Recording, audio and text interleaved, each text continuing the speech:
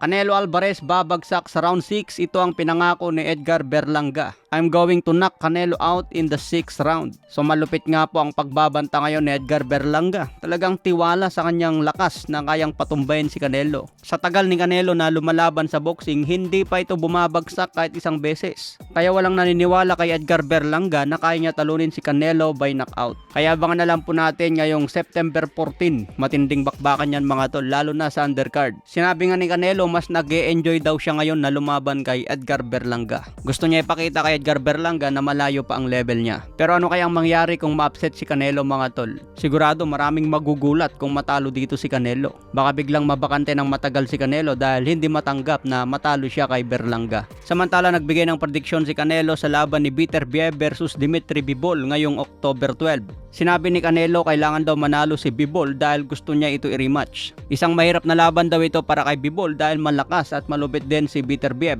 Lalo na yung training ngayon ni Beterbiev, in-improve ang skill dahil alam niya na outboxer itong si Dimitri Bivol. Alam natin na malakas na si Beterbiev, isang volume puncher din yan. Pero alam din ni Beterbiev na matindi bumitaw ng suntok si Bivol. Kahit hindi knockout puncher si Bivol, masipag ito bumato ng suntok. Kaya ito ang pinag-aandaan ni Beterbiev, yung walang katapusang lakas hanggang sukdo lang 12 rounds. Kaya matinding bakbakan ito ngayong October 12. Sinabi nga ni Canelo mga tol, isang mahirap na laban pero tiwala siya sa skill ni Bivol na kaya niyang talunin si Beterbiev. Kaya inaasahan ni Canelo na makipag-rematch agad kay Bivol kung makuha niyang undisputed belt sa light heavyweight. Uunahan pa ngayon ni Canelo Alvarez si David Benavidez na nakaabang sa undisputed belt sa 175 pounds. Kung sakaling maunahan si Benavidez mga tol, mawawala na naman siya ng pagkakataon na mapalaban sa undisputed belt. Lalo na kung manalo si Canelo kontra Dimitri Bivol, syempre mapupunta na naman kay Canelo ang undisputed belt. So kawawa naman si Benavidez mga tol. Pero isang mahirap na mission ito kung kayang talunin ni Canelo si Dimitri Bivol.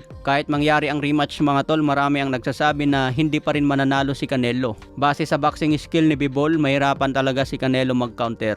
Lalo na malaki si Bivol, matigas at talagang masipag bumitaw ng suntok. Siyempre October 13 mga tol, hindi mawawala ang laban ni Cuadro Alas kontra Saul Sanchez. Mula nang humiwalay si Casimero sa MP Promotion, ngayon pa lang siya mapapalaban ng malupit. Kaya masusubukan ngayon si Casimero kung nandun pa ang lakas niya sa Super Bantamweight Division.